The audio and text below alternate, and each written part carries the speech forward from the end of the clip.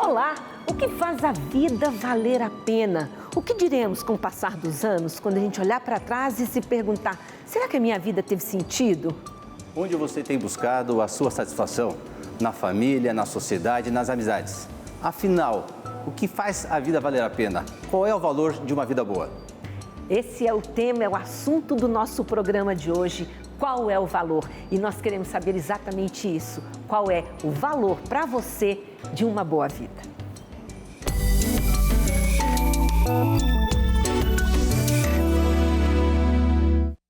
Estou animada aqui com essa discussão que vai começar agora, porque eu considero esse tema de extrema relevância.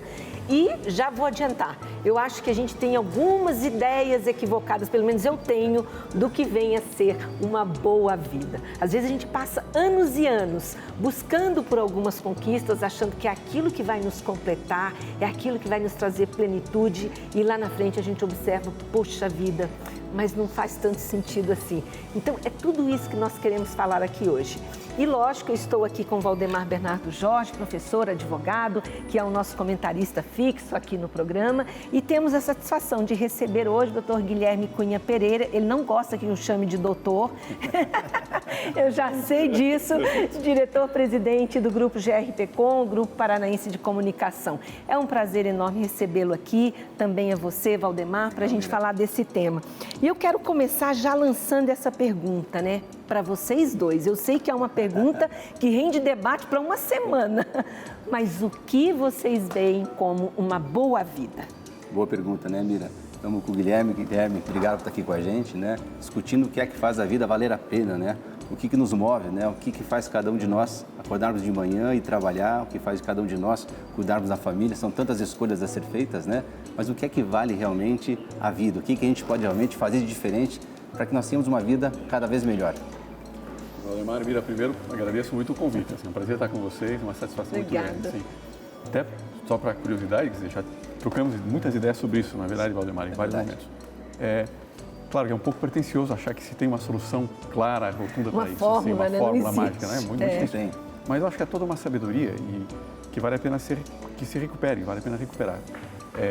Quando se pensa um pouquinho entre os clássicos, né? Lá atrás, quando começaram as primeiras indagações sobre ética, por exemplo, a grande indagação entre os gregos, por exemplo, era a própria ética era identificada como uma preocupação acerca do que torna uma vida realizada, o que torna uma vida feliz. E a resposta que se dava, e que eu acho que continua totalmente válida ainda hoje, e não é tão evidente, e eu acho que até se perdeu um pouco, é que o que torna uma vida realizada, uma vida plena, não é aquilo que pode parecer o mais evidente, não é aquilo que parece mais imediato, realizações externas, sucesso, né, econômico, né? Sensações, percepções, sentimentos conquistas felizes, materiais, momentos. Mas é algo diferente, é o desenvolvimento propriamente da excelência humana, da própria... É preciso depois explorar um pouco mais o que isso significa, né? Mas a excelência, a percepção de que existem qualidades, virtudes que se adquirem e que forjam propriamente o caráter, que forjam a personalidade. E que uma personalidade bem acabada, bem forjada, que trabalhou para alcançar essa excelência, que é propriamente a realização máxima de um homem. É isso, né, Guilherme? Você falava que isso é possível qualquer pessoa, né? Qualquer pessoa pode se tornar uma pessoa virtuosa, né? Nem todo mundo pode se tornar um exímio jogador de basquete, porque talvez não tenha essa habilidade, né? Mas se tornar uma pessoa virtuosa, tentar fazer práticas do bem, isso todos são possíveis, né? E essa discussão é fascinante, até ela que, na visão clássica, distingue os temas, as atitudes que dizem respeito à ética e as atitudes que não dizem respeito à ética. Porque nem todo mundo está chamado a ser um virtuoso no instrumento musical, um excepcional esportista. Isso depende de alguns talentos. Mas a pergunta é que se você fizesse para alguém, algum limite para alguém ser realmente generoso, para ser corajoso, para ser ordenado, para ser dedicado ao seu trabalho? Não há, né? Isso está ao alcance de qualquer pessoa. Essa discussão vai longe, gente. E é interessante que em cada programa, né, Valdemar, a gente quer que você aí em casa vá se percebendo, se enxergando e pensando também conosco aqui. Será que eu estou vivendo uma vida que faz sentido? Será que eu estou cuidando da minha vida, né? Porque a gente não pode deixar um dia após o outro, deixar a vida me levar. Nós somos os únicos seres que sabemos que vamos morrer, então a gente tem um prazo de validade, digamos assim, e a gente precisa cuidar de cada um desses dias. E é isso um pouco que a gente vai falar aqui hoje. Mas eu tenho curiosidade de saber o que as pessoas pensam nas ruas, né? O que as pessoas consideram características de uma boa vida. Vamos ver. Para você, o que é ter uma boa vida? Para mim, ter uma boa vida é ter saúde e a minha família sempre por perto. Família com saúde, paz e uma vida amorosa muito boa. Praticar esporte, ter um lazer, um trabalho que você goste. Um emprego bom, minha faculdade, amigos, família, tudo perto de mim e uma vida amorosa boa. Ter amigos, família, namorado com quem a gente pode contar sempre. É ser feliz, trabalhar com o que gosta, curtir, né, os seus momentos de lazer. O estado de espírito, sim, tá bem, sim. Não mais a parte econômica, mas sim a mental. Então, nós tivemos aí algumas questões, estado de espírito, ter amigos, ter família, curtir, teve gente que usou essa expressão, né? Curtir a vida, que é uma expressão tão atual, tão da nossa sociedade hedonista, de curtir a vida adoidado. Tem até um filme com esse nome, né? Um filme. Mas será, Mira, que curtir sucesso, a vida é o que inclusive. faz a diferença, né? Será que para termos uma vida boa, não precisamos ser pessoas boas, né? E como é que nós podemos, então, através dos nossos hábitos, nos tornarmos pessoas boas, Guilherme? Primeiro, só fazer talvez uma observaçãozinha. Curtir a vida, propriamente, depende, se for corretamente entendido, né, com fruto de uma atitude interior adequada, está em linha com o que a gente está falando. Agora, é claro que só se consegue isso se de fato se cultivarem as virtudes, né? Ou seja, deixa eu para simplificar e falar de uma maneira mais acessível. Essas grandes qualidades que predispõem a gente a entender bem cada situação, a aproveitar a presença dos amigos, a ser atento a eles, a ser justo, são qualidades que se adquirem. Elas se chamam virtudes. Por exemplo, nem sempre é evidente para as pessoas que você pode ser uma pessoa cada vez mais generosa. Quer dizer, mas é preciso se propor isso. Perceber que é um bem extraordinário, que torna a vida valiosa, que torna a relação com os demais atraente. E propor-se de verdade. Examinar-se, conhecer-se, quais as tendências egoístas que cada um tem e estabelecer pontos concretos. Né? Por exemplo, ser generoso nas análises, nas avaliações que a gente faz das opiniões dos demais, desprender-se habitualmente de determinados aspectos. Cada um pode estabelecer-se, mas é preciso estabelecer, é preciso propor-se coisas concretas. E nessa linha das virtudes, né, Guilherme, a gente estudava lá que virtudes são hábitos bons, né, e que ela está no meio, né, um cume entre dois abismos, né, quer dizer, ou pela falta ou pelo excesso, né? Fala um pouquinho para a gente dessa ideia de virtudes, né, que é o ponto culminante entre dois extremos. Ela, só para enriquecer um pouquinho também a informação, né, quem formulou essa ideia de que em médio virtus, né, que a virtude está no meio, foi Aristóteles, e é uma expressão que foi muito mal entendida. Ela pode parecer um convite à mediocridade, né, quer dizer, é o meio termo e você não se exceder em nada. E não é isso, né? A tese clássica de Aristóteles, que me parece totalmente verdadeira, é que a virtude é sempre um ponto culminante, é sempre um cume, é sempre um ponto... Por exemplo, vamos pensar na virtude da coragem. Tá. A virtude da coragem é a virtude de lançar-se, né, a fazer o que deve ser feito com determinação, com valentia. Quais são os extremos? Ele está no cimo, é uma montanha, né? Difícil de ser alcançado, você tem que ir subindo cada vez mais. Quais são os vales, por assim dizer, os pontos baixos ali? É a covardia, de um lado, e de outro é a temeridade, ou seja, lançar-se inconsideradamente, de uma forma irrazoável diante do perigo. A coragem não pressupõe isso. A coragem pressupõe saber como enfrentar determinadas situações e tal. Então, cada virtude, ela pressupõe uma reflexão, um amadurecimento, e ela é sempre um ponto culminante, né? Aliás, fala-se que a coragem não é falta de medo, né? É você dimensionar o perigo e ir adiante. Mas você até pode se permitir um certo temor, até para tomar cuidado, o cuidado que é necessário. Não faz sentido?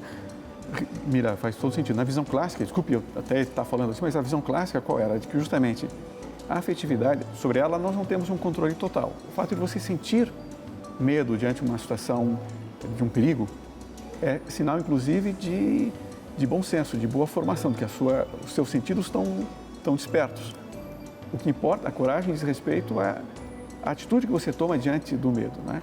O que seria covardia seria você entregar-se ao medo, né? Então, mas sentir, ter aquela primeira, é até um alerta relevante, mas o que importa depois é a decisão que você toma, né? Se vai enfrentar ou não, se aquela situação deve ser enfrentada ou não. Agora, é uma luta diária, né, Mira e Guilherme? Né? É uma luta diária para se tornar uma pessoa melhor, né? Eu fico imaginando, né, as pessoas que querem melhorar, a luta que é todo dia. E não se criam, por exemplo, santos da noite para o dia. Eu lembro uma amiga de nossa, né, a mãe de um amigo nosso, que falava, olha, Valdemar, não se torna santo do dia para a noite, tem muita luta, né? Então, esse hábito são muitos anos lutando para se tornar pessoas melhores, né? Não é do dia para a noite, né, Guilherme? Não é assim, né? No estalar de dedos que as pessoas bem pelo contrário, bem pelo contrário. E aqui eu trago toda a experiência milenar mesmo, né? Tanto desses filósofos, quanto depois a experiência prática da vida de quem acolheu essa visão de mundo, essa convicção e soube manifestar isso na prática. São inúmeros os relatos, são inúmeros os textos, né, que traduzem essa batalha. E é realmente uma construção de muito longo, de muito tempo. E onde estão os verdadeiros bens, Guilherme? Como é que fica essa busca, né, pelo aquilo que é bom? Né? Onde encontrar os verdadeiros bens? Como é que a gente faz essa busca? Sabe que é muito interessante que a reflexão toda filosófica sobre isso, né, às vezes pode parecer um pouco complexa, mas não é, né, e é extremamente fascinante, né? Ela pressupõe uma reflexão concreta, ela foi amadurecendo, uma reflexão concreta sobre as próprias inclinações fundamentais do homem, né? Você consegue identificando determinados conjuntos de bens que são realizadores, que ajudam a que o homem floresça o conjunto das suas habilidades. Não são inúmeras, né? O próprio uso da razão teórica, desculpe coisas, mas depois a amizade, né? O relacionamento, que é independente de qualquer utilidade ulterior. A amizade tem valor por si, não é algo em função de outro. É um bem em si mesmo, né? Assim como a vida é um bem em si mesmo. Então, essas percepções estão muito claras. Agora, como é que na prática, depois, você traduz, como é que você busca isso? Os antigos diziam, e se quiser explorar, a gente explora, senão a gente fica por aqui, que é preciso desenvolver uma das virtudes centrais, que é a virtude da prudência, que é a capacidade de decidir bem, ela que vai se tornando vai ganhando uma sensibilidade para perceber, aqui e agora concretos, qual é o bem que eu devo perseguir. Aí eu vou entrar numa questão que é até uma discussão, eu sei que vocês estão lá nos clássicos, vou trazer um pouquinho aqui para a pesquisa atual, que fala sobre condições para a gente ter uma vida de bem-estar, que pode até estar um pouco relacionado com essa questão da boa vida, né? E uma das condições, eles citam lá, você, por exemplo, viver em família. As pesquisas mostram que as pessoas que viveram em família, pessoas que tiveram casamentos estáveis, por exemplo, são pessoas que envelhecem com muito mais serenidade, numa condição melhor. E uma outra característica que me chama a atenção, que eles mostram também nessas pesquisas, é ter um sentido na vida. E aí, gente, eu vou fazer uma pergunta aqui. Afinal de contas, o que é esse bendito sentido, propósito, que a gente fala tanto e não é palpável? É a pergunta do $1 milhão, né? Qual o sentido da vida? Né? Então, o que é um sentido? Os filósofos falam, alguns, que cada um de nós temos um propósito, né? Temos um motivo para o qual estamos aqui, podendo fazer diferença no mundo. Mas a maioria passa pela vida sem descobrir isso. Para conduzir um pouco a nossa discussão, a gente até trouxe aqui um filme. Antes de falar do filme, eu quero lembrar uma coisa, também não posso esquecer. O Guilherme está com um curso maravilhoso. A Gazeta do Povo agora está fazendo vários cursos, né? E um deles que você fez, que eu acompanhei, da Ética das Virtudes, que eu acho que vale super a pena, que tem tudo a ver também com o que você está trazendo aqui. Quem tiver interesse em ter mais informações sobre esse conteúdo, vale a pena acessar o curso que está lá. É só você entrar no site da Gazeta do Povo, vai ser fácil. É encantador. É encantador. São 4 aulas breves, né? De 25 minutos cada uma delas. É muito bom. Recuperando precisamente essa visão clássica. A ideia central é que a ética, o curso é sobre ética, né? Sim. E na visão clássica, a ética não é tanto o conhecimento de umas normas, de umas regras de conduta. É muito mais, é uma indagação sobre a finalidade do homem, né? E a convicção cristã, que a ética é, sobretudo, uma indagação, uma inquietação sobre a excelência. Que todo homem está chamado à excelência e que é possível alcançá-la. E que isso que torna alguém realizado, feliz, né? Então, o curso é basicamente sobre isso. E não aí, são as sensações, então, né, Guilherme? Não são as sensações, não são meramente os sentimentos, a afetividade, não é isso. Nós vamos ver isso no próximo bloco. Vamos falar daqui a pouco. Nós vamos ver no próximo bloco também. Você vai entender por que disso que eles estão dizendo e a gente vai trazer aqui um trechinho de um filme que exemplifica muito tudo isso, né? O que faz uma vida de fato ser boa. Fique aqui com a gente, nós já voltamos.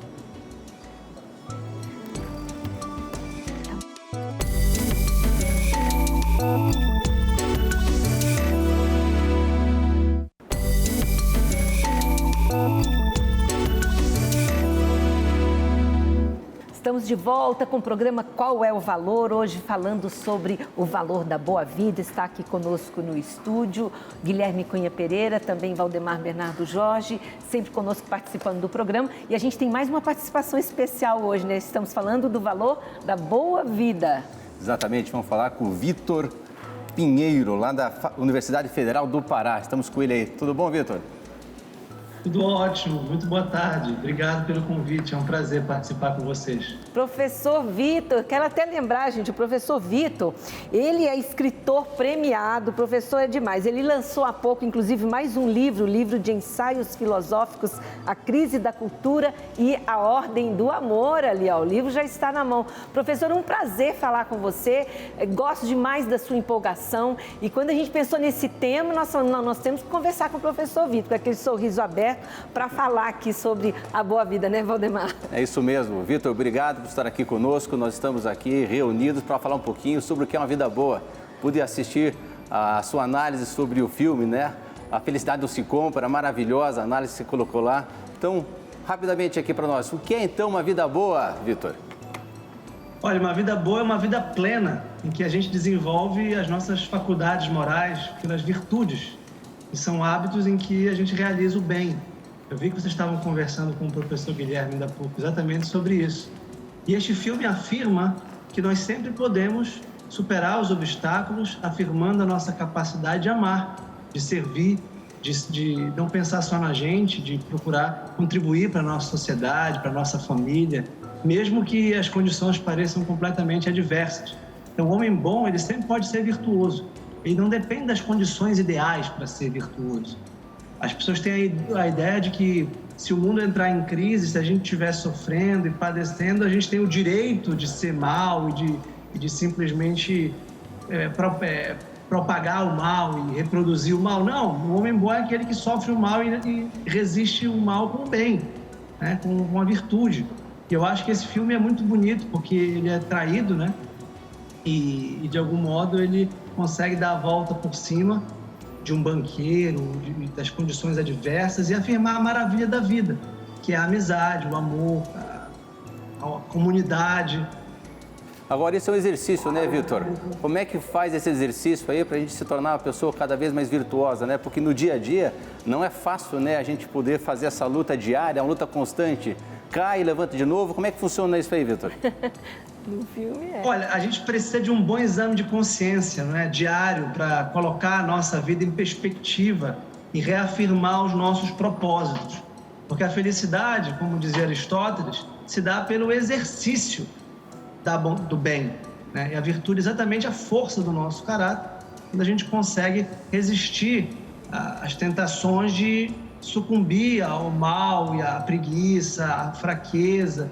Então a gente precisa estar sempre renovando e reforçando a nossa intenção de praticar o bem. Isso se dá pela vontade, por uma faculdade específica que a gente tem, né? A faculdade da vontade, que vai resistir aos desejos, que são sempre instáveis e que é sempre voltada a realizar um bem que a nossa razão discerne. Então a gente precisa estar com a razão muito antenada, muito atenta, porque de fato é bom e não nos deixar seduzir pelos cantos das sereias, que sempre surgem por aí. Ô, Valdemar, é até bom a gente mostrar um trechinho desse filme para a gente conhecer um pouco mais o personagem George Bailey, do qual ele está falando ali, que é um homem que cai, um homem que é traído, um homem que fale, e no final ele decide que não vale mais a pena viver, encontra um anjo, passa por uma grande transformação. Vamos ver um pedacinho até para o professor comentar um pouco mais pra gente. Um filme de 1946, gente, um filme preto e branco, um grande clássico de Frank Capra. O filme conta a história de George Bailey, que na véspera de Natal decide cometer suicídio.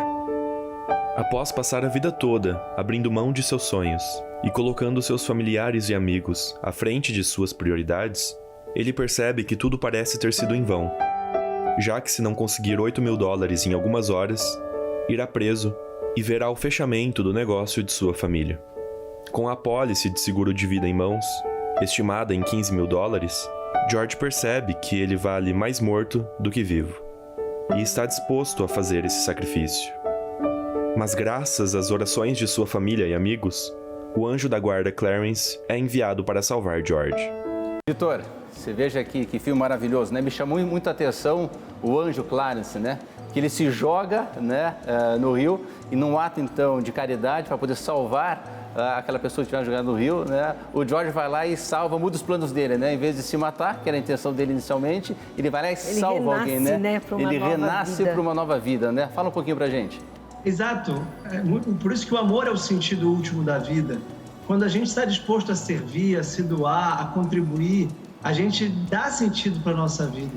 Então, o George, ele é um homem eminentemente bom. Ele percebe que ele está mais disposto a salvar o George, o Clarence, que é o anjo, do que se matar, né? Então, isso dá sentido à vida dele. Ele percebe, o anjo vai mostrando para ele, por um grande flashback da vida dele, que desde pequeno ele tentou salvar o irmão. E ele tem uma audição prejudicada por um acidente. Mas a vida é isso, a gente tem que gastar a nossa vida, né? Como dizia o poeta, a vida só se dá para quem se deu, para quem amou, para quem chorou, para quem sofreu. Não é isso que o Vinícius de Moraes dizia? Quem passou por essa vida e não viveu pode ser mais, mas sabe menos do que eu. Porque a vida só se dá para quem se deu. Então o George, ele se doava, ele se entregava pela esposa, pelos clientes daquela comunidade, né, pelos filhos, pelo irmão, pelo anjo. Então ele percebeu que esse é o sentido da vida, que a vida é maravilhosa quando a gente ama, quando a gente está disposto a servir. Professor, eu quero até fazer uma pergunta aqui para o Guilherme, porque assim, gente, vamos problematizar. Nós estamos num contexto de vida tão de animalização mesmo da vida, da materialização, enfim, que essa pessoa, esse professor, essa pessoa que vive baseada nas virtudes, muitas vezes é confundido até com o bobo. Hoje, no mundo de hoje, eu queria que a gente comentasse um pouco isso, sabe? Como ter essa perspectiva dessa vida boa nesse mundo de disputa, nesse mundo de hedonismo, nesse mundo tão líquido, tão estranho, diferente de tudo que a gente está falando aqui. É verdade. Guilherme. E na realidade, né, complementando um pouquinho, a vida nossa faz a diferença na vida dos outros, né? Cada vida é uma vida insubstituível, né? Todos nós fazemos a diferença, quer dizer, todo ato meu, toda vontade minha faz a diferença na vida das pessoas que estão ao meu entorno, da minha pessoa. E foi isso que aconteceu na vida do George, né? O George fez a diferença, salvou muita gente, salvou a reputação, salvou vidas e fez a diferença. Então, como é que funciona isso, Guilherme? Essa ideia de cada vida é irrepetível, né? A importância que tem cada ser humano nesse mundo. É isso mesmo, quer dizer, pensemos em todas as realidades que existem, em todas elas.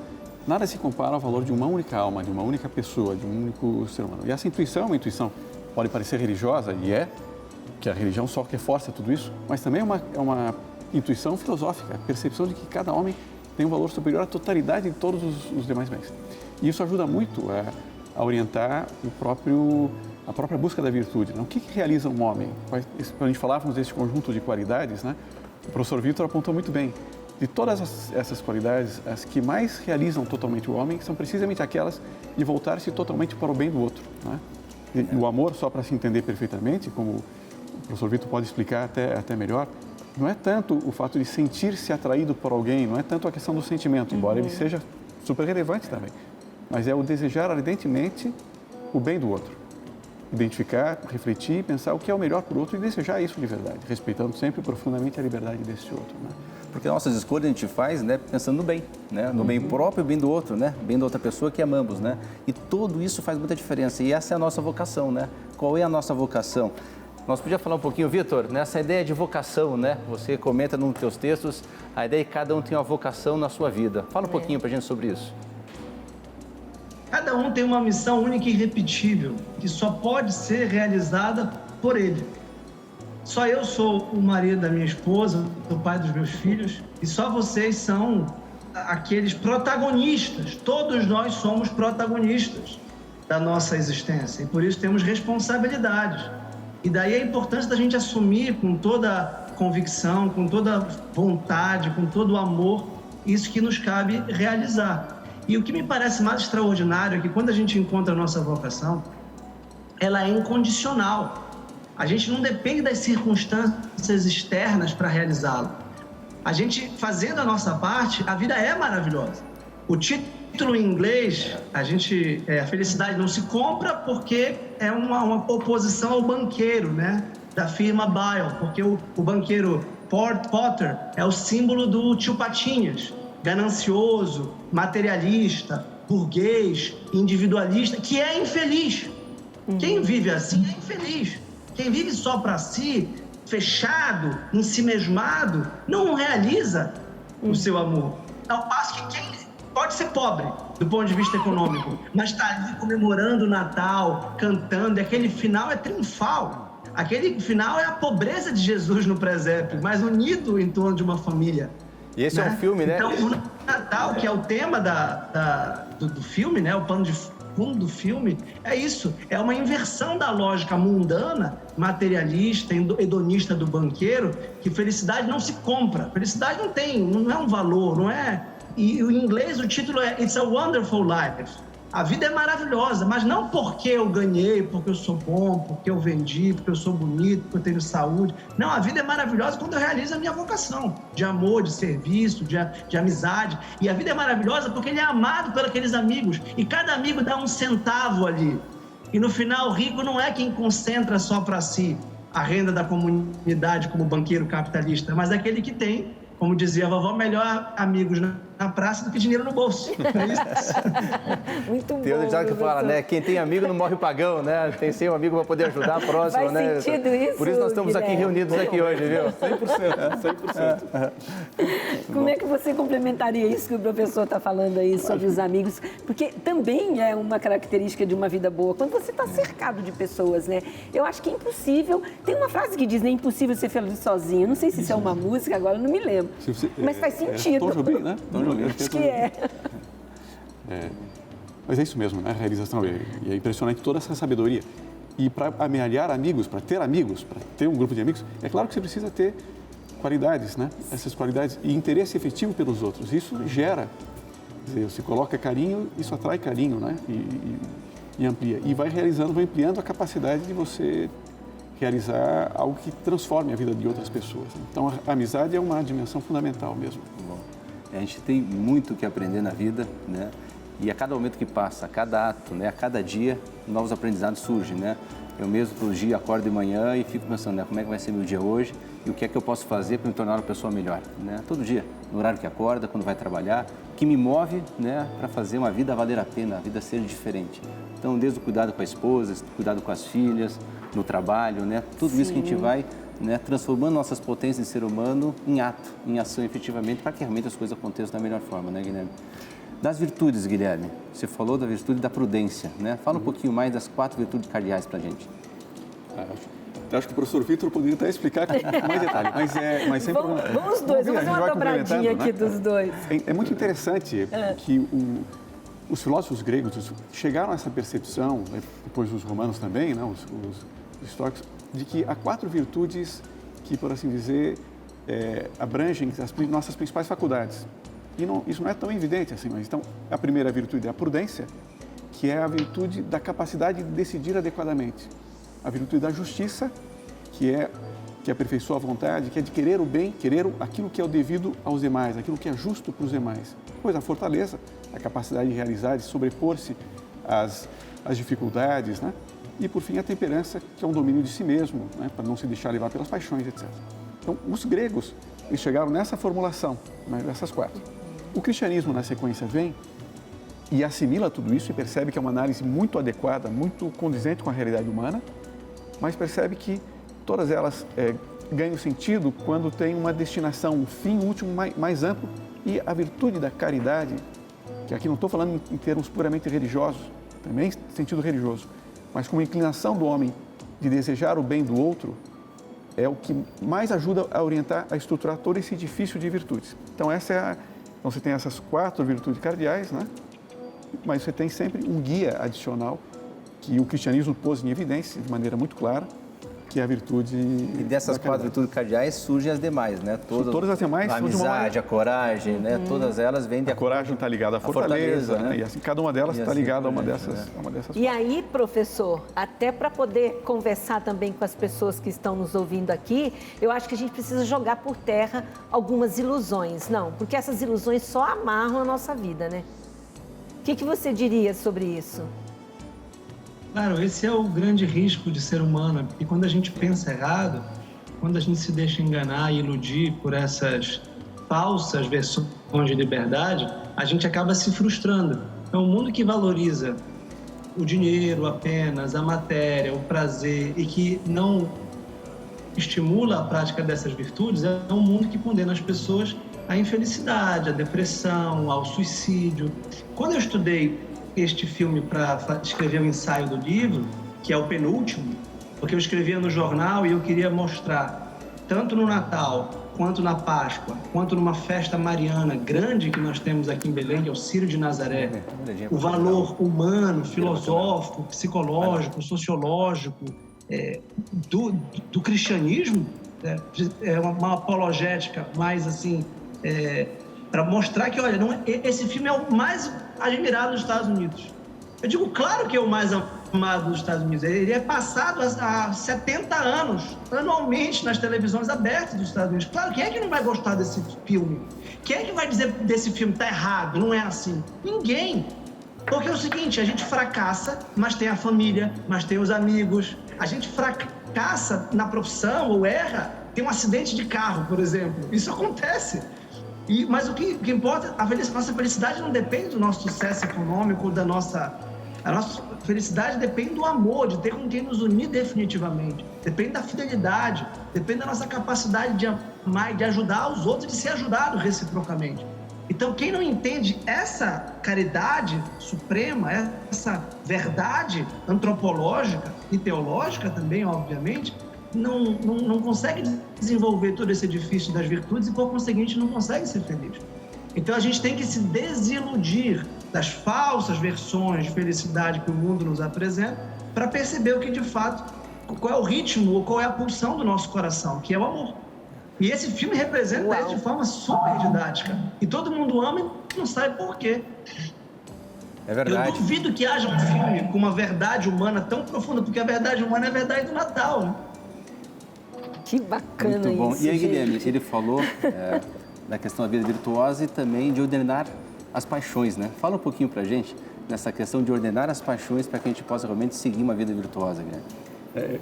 O tema, todos esses temas mereceriam um tempo mais longo. A capacidade de síntese não é uma coisa simples assim. Até aplaudo muito o professor Vitor, né? De fato, o que acontece? Quer dizer, existe uma dimensão do homem que é essa dimensão sobre a qual nós não temos um controle completo. Pensemos nessas inclinações que a gente tem. A gente chama de paixões, mas vamos pensar em sentimentos, na afetividade, a gente não consegue controlar. Alguns exemplos concretos. Você está, de repente, andando, pensando um exemplo, um esquiador, está esquiando e, de repente, recém está iniciando a esquiar e se depara com uma descida muito abrupta. Ele não tem controle sobre o que ele vai sentir naquele momento, né? E nós temos uma série de tendências não totalmente dominadas, né? E sobre as quais nós nunca teremos um domínio completo. Essa realidade se chama propriamente toda a afetividade nossa, ela tem uma importância grande, mas ela não é a última palavra. Quando alguém deixa-se guiar basicamente pela afetividade, achando que seguir os sentimentos é a palavra última, é a melhor maneira de viver, vai se chocar com um sem número de problemas. Ela vai desorientar-se completamente, até porque as afetividades podem não ser consistentes, não convergir todas elas. Todo aprendizado, a experiência clássica, toda essa sabedoria de séculos, é de que justamente as virtudes, a busca das virtudes levam, e a temperança é uma delas, é que vai ajudando você a ter um controle cada vez maior, um domínio cada vez maior.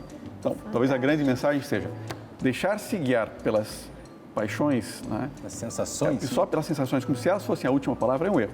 Agora, também não dar importância a elas é outro erro.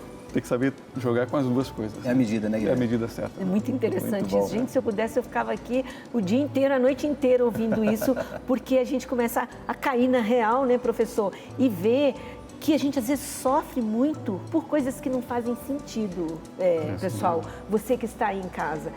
É esse tipo de provocação que a gente quer fazer, para você se observar e falar, será que faz sentido eu estar sofrendo pelo que eu estou sofrendo? Até trago para o contexto que nós estamos vivendo agora, de pandemia, que realmente é um momento de muita dor em todo mundo, não só no Brasil, mas a vida boa, a boa vida, ela tem que estar até acima das próprias circunstâncias que nós estamos vivendo. E a gente pode falar um pouco mais sobre isso no nosso último bloco. Fique aí conosco, espere mais um pouquinho, professor, e a gente já volta para arrematar essa conversa.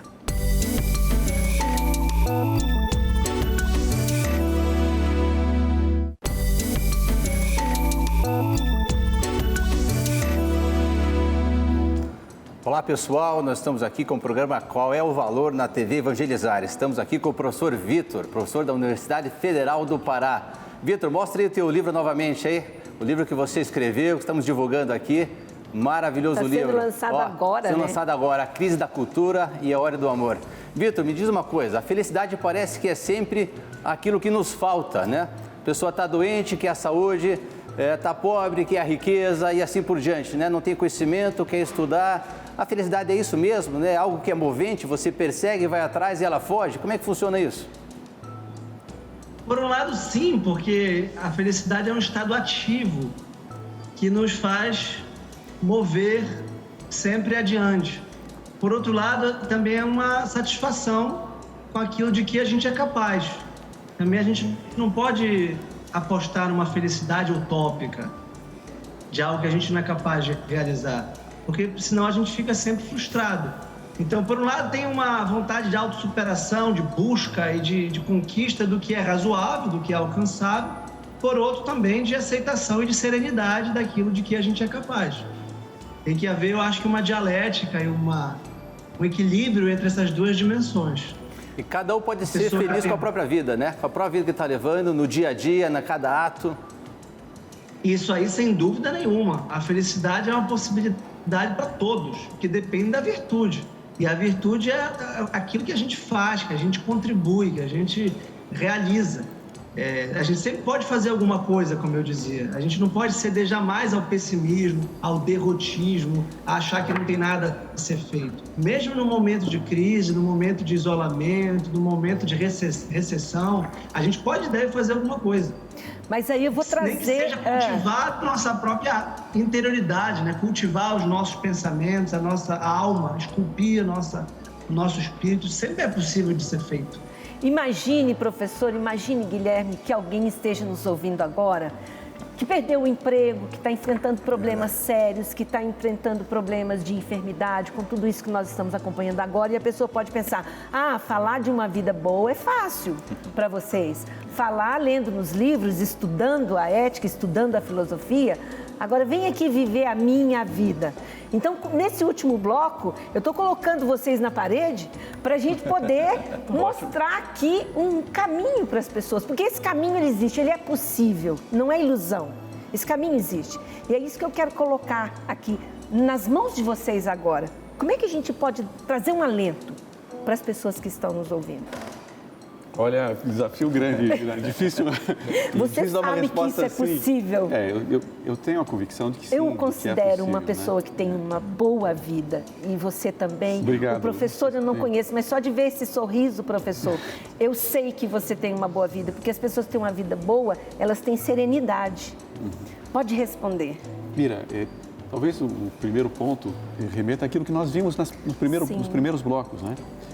Se colocar a felicidade numa condição econômica, na busca de um sucesso, sem dúvida nenhuma, a vida vai ser extremamente difícil e dificilmente você vai alcançar a felicidade, porque isso não depende 100% da gente, depende de circunstâncias que estão fora do nosso alcance de realização, de trabalho. Então, ao contrário, se admite essa convicção que os antigos tinham, de que a felicidade é, sobretudo, a conquista das virtudes, a existência de dificuldades, e às vezes podem ser muito duras, elas não são um obstáculo, ao contrário. as dificuldades são um campo extraordinário de crescimento pessoal. Eu sei que é muito difícil quem está passando por momentos especialmente duros, né? Mas se olha depois, passado algum tempo, com perspectiva, e se teve a atitude correta, a pessoa pode crescer extraordinariamente. Talvez no primeiro momento seja difícil de perceber, passados alguns anos, ela olha para trás, puxa, como amadureci, como... Quanto aprendizado. Quanto aprendizado e quanto a capacidade de vencer o próprio egoísmo e de me dedicar aos demais. Quanto mais isso estiver presente, melhor. E talvez como linhas gerais, assim, eu ousaria dar 2 palpites assim, o que talvez ajude a enfrentar essas dificuldades todas é tirar o olhar de si mesmo, né? Tentar sempre olhar para a riqueza que existe em todas as pessoas. Por mais duras que sejam, por mais problemáticas que sejam, todas são seres sempre com potenciais extraordinários. E a outra dimensão é a de perceber a vida como um desafio, né? E aí, as dificuldades são um estímulo para quem, de fato, gosta, né? Enxerga a vida dessa maneira. Então, é sempre possível, mesmo nas circunstâncias mais duras, embora seja difícil falar isso só externamente, né, sem estar vivendo, é sempre possível transformar qualquer situação, por mais dura que seja, numa ocasião de crescimento pessoal. Eu lembrei do filme A Vida é Bela, né? Que estava lá, ele lá na prisão, com o filho dele e tal, belíssimo filme também, que ele lá para poder deixar um encanto para a vida do filho dele e tal, começou a brincar lá na prisão e tal com o filho, né? E com relação também, quando ele coloca uma música para a esposa ouvir. Acho que é um negócio assim encantador esse filme também, que demonstra como é que ele, no momento de mais angústia, dificuldade todo, preso no Benin e tal, ele conseguia realmente buscar esse encantamento, essa forma de visão. Quer dizer, você consegue sim transformar a sua vida numa vida boa conforme a análise que você faz. Agora, de outro lado, é preciso que aquelas pessoas que têm a possibilidade ajudem aqueles que precisam, porque às vezes a gente não sente o frio que os outros sentem. Nesse momento de crise econômica, com pandemia também, existem pessoas que acham que a coisa correta a fazer é ter um lucro exorbitante numa questão pandêmica. Quer dizer, não é este o caminho, né? O caminho é outro. Não é a riqueza, o dinheiro no bolso que vai trazer o dinheiro. Então, essa percepção, né, do que é uma vida boa, naquilo que faz a diferença, nós temos que levar essa discussão a todo momento. Professor, qual seria a sua indicação? Olha, a gente falou das virtudes cardeais, da temperança, fortaleza, prudência e justiça, e da principal das virtudes teologais, que é a da caridade. Pois me parece que a fé e a esperança, que são as outras duas das virtudes teologais, precisam ser praticadas. Atos de fé, atos de esperança, saber que o mundo não se resume nesta vida, neste ano, neste período. No mundo tereis tribulações, coragem, eu venci o mundo. Não é isso que Cristo dizia? E a vida da Sagrada Família, por acaso estou lendo um livro agora chamado José o Silencioso, da editora Quadrante, que eu recomendo enfaticamente, porque a vida de São José não foi uma vida fácil, e muito menos a vida de Nossa Senhora. E, no entanto, eles são os dois seres mais privilegiados da história humana, porque puderam cuidar do próprio Deus. Então, nessa perspectiva cristã, redentora, de que o bem vence o mal, de que, no fundo, há uma coisa muito melhor que nos espera, a gente tem motivo de estar otimistas, de estar desejosos de viver, de se entregar. A gente não pode negar a vida, né? O suicídio, tanto real como simbólico, de abandonar e de entregar as fichas, né? Entregar, não dá mais. Não, sempre dá, sempre tem alguma coisa que a gente pode fazer. Porque, no fundo, essa vida passa, ela é rápida, mas existe alguma coisa de muito maior que nos espera. Então, me parece que a virtude da fé, então, e da esperança também devem ser cultivadas nesse contexto. Vitor, viu? Que alegria, viu, Vitor, você falar disso tudo. E eu lembrei que eu estive em Jerusalém em 2018 e visitando lá, falando da Sagrada Família, eu lembrei de uma passagem que teve quando Nossa Senhora sabe que estava grávida e vai visitar Santa Isabel. E é um lugar distante, né? Então, imagina, ela grávida foi colocar-se a serviço. Então, uma vida boa, na realidade, é uma vida que se colocamos a serviço dos demais. Acho que esse é um grande ponto para se colocar, né? Exemplo de Nossa Senhora que saiu do local que ele estava e foi ajudar a sua prima Santa Isabel, que estava grávida de João Batista tal, com 3 meses, né? Você vê que alegria, né? E na dificuldade, porque, olha, é um trecho longo, é difícil a caminhada, trajeto de dias para você poder ir lá servir, ajudar. Acho que aí está um pouco da felicidade, né, Guilherme? Sem dúvida nenhuma. Acho que esses pontos levantados, tanto pelo professor Vitor quanto Valdemar são decisivos, né? A atitude de serviço, né? Que é justamente a quintessência da caridade também, né? A quintessência da caridade. Sem dúvida, é um caminho certeiro de felicidade. Né? Gente, é muito bom tudo isso, vocês falando, porque é isso que a filosofia cristã trouxe, né? Essa nova perspectiva, né? Que a vida é boa com esse olhar, com essa perspectiva do servir, de você se doar para o outro, que é o que Jesus fez. E aí vocês comentando aqui, Valdemar falou da visita de Jerusalém, e eu me lembro, e vocês que estão em casa também devem se lembrar de pessoas que vocês conhecem, que são pessoas simples, pessoas que às vezes você vai olhar para a vida dela e vai dizer, puxa vida, né? Mas essa pessoa tem uma vida boa. E você olha, não tem ali uma condição financeira diferenciada, às vezes não tem o que para você seria condição para uma vida boa, mas aquela vida é boa e a pessoa está bem naquela vida.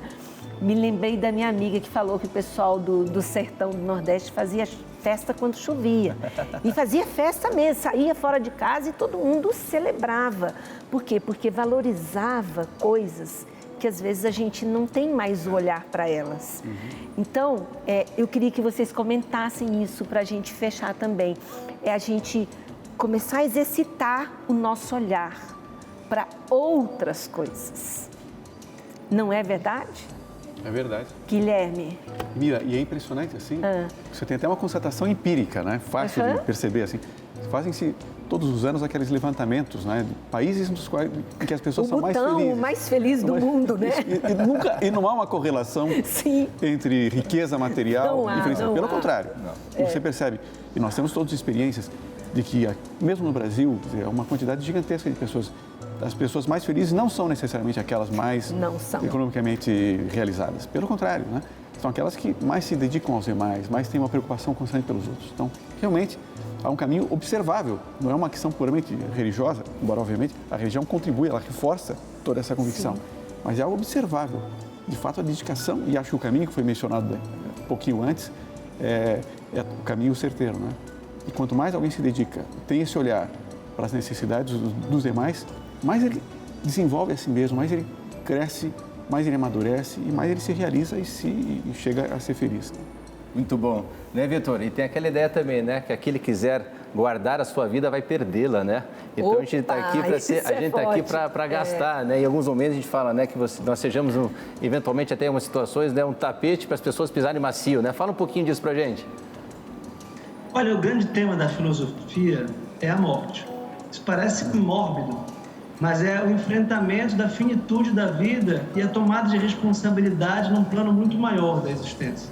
E nesse sentido, a filosofia clássica, que é a filosofia que eu pratico e defendo, ela tem uma relação muito direta com a religião. Porque as pessoas não querem fugir da morte, querem esquecer que vão morrer. E a morte, aparentemente, é a privação de tudo, é o fim de uma experiência que pode ser boa, pode ser má, mas a morte é um grande preço, né? Então, a gente tem uma alma imortal. Isso aí é filosoficamente demonstrável, esse é o fundamento da religião. Então, por isso que a gente não pode ter medo de gastar a nossa vida. E eu lembrei de um outro grande autor, que é o Viktor Frankl, que esteve nos campos de concentração de Auschwitz. Ele percebeu que mesmo naquele inferno absolutamente gratuito e incompreensível, havia pessoas que continuavam mantendo o sentido da vida e conseguiam louvar a Deus e, em última instância, afirmar a vida naquelas condições terríveis, como esses sertanejos da seca, como muitos dos nossos pobres, favelados, e nós mesmos, nas nossas agruras, conseguimos manter de pé. Né? Eu admirei a minha avó, para usar assim, um exemplo cotidiano, de uma mulher que eu considero uma santa, que espero que esteja no céu. Depois que eu fui descobrir quem é a minha avó, que era a pessoa mais feliz, mais serena, mais doce, mais alegre, tem uma vida muito sofrida. Ou seja, ela empunhou a cruz, ela abraçou a cruz como quem abraça o caminho da salvação, da felicidade. E ela foi muito feliz e ela fez toda a sua família e todo o seu prédio, sua comunidade feliz. Então, ela não teve uma vida confortável, regalada, não teve uma vida de benefícios. E mesmo assim, ela ela se doou, ela se deu. Então, o heroísmo, esse heroísmo do cotidiano, de fazer bem, tudo que a gente pode fazer, está ao alcance de todo mundo, em qualquer circunstância. E a recompensa vai ser hiperbólica, vai ser extraordinária depois. Muito bom, Vitor. Nossa, professor, muito bom. A gente está chegando ao finalzinho desse programa e eu quero até dedicar esse último minuto, já te agradecer profundamente pela sua participação aqui e deixar aqui agora que o Valdemar, o Guilherme, deixem também uma última palavra aqui para o pessoal que acompanhou esse programa. Nosso desejo é que a sua vida, de fato, seja uma boa vida, uma vida com sentido, né, Exatamente. Valdemar? E que desejo a vocês todos que vocês possam ter uma boa vida. E a boa vida nessa ideia de a gente fazer o que deve ser feito e que a gente esteja naquilo que está fazendo. Se estiver com a família, fazendo o melhor, se dedicando à esposa, a filhos, esposo. Quando está trabalhando, fazer o melhor que pode fazer trabalhando. Quando está com os amigos, ser verdadeiro amigo dos seus amigos, né? Aquele amigo que ajuda, que contribui, que está junto. Que a gente possa realmente estarmos juntos. Guilherme? Eu faço minhas as palavras do Valdemar, eu concordo 100% com ele, né? E só acrescento que, acreditem, vale a pena e é possível aspirar a ser cada vez melhor, cada vez mais dedicado aos demais. Isso está ao alcance de qualquer um. Talvez essa ideia possa ajudar também, que essa busca da excelência, que não é uma questão individual e egoísta, né? É uma dedicação aos demais, está sim ao alcance de cada um e vale a pena. Muito obrigada, professor. Tchau, até uma próxima oportunidade. Muito obrigada, Guilherme, por essa discussão conosco. Valdemar, muito obrigada. E a gente se vê novamente na semana que vem com o próximo programa Qual é o Valor? Até lá. Até lá. Até lá. Tchau, obrigado.